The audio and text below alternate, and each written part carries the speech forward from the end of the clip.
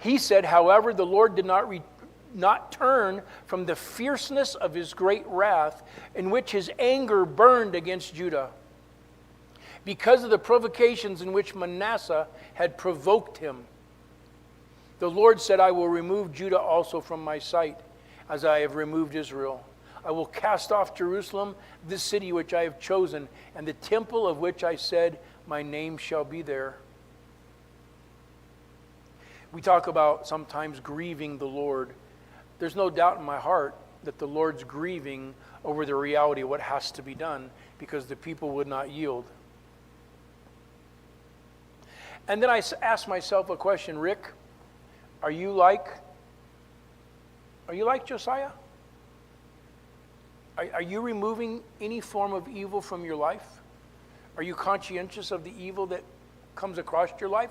Are you aware of what you may watch or hear or listen to? Are you conscious about it? Do you watch over yourself? And then I would say to you too, do you watch over yourself and your lives? Don't compromise. Don't tolerate.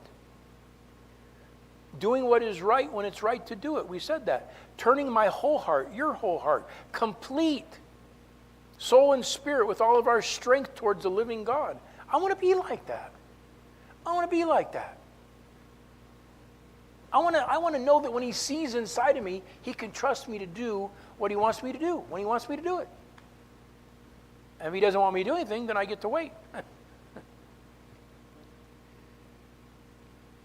But you know what really grieved my heart after reading that? Did you find it a little bit grievous that there has never been any rise after him? We're going to see a few more kings that are going to come after him, aren't we? Before the final collapse and the deportation, so to speak. I thought about that a long time when he read it that way. He's speaking about a complete 100% human being, right? Because we know the future king, the King of Kings and Lord of Lords, was a completely different person, God incarnate. Well, then it gets into this next part, which is interesting, in verses 29 and 30. And this was all happening in the days of Necho, king of Egypt, went up to the king of Assyria to the river of the Euphrates. And King Josiah went to meet him, and when Pharaoh Necho saw him, he killed him at Megiddo.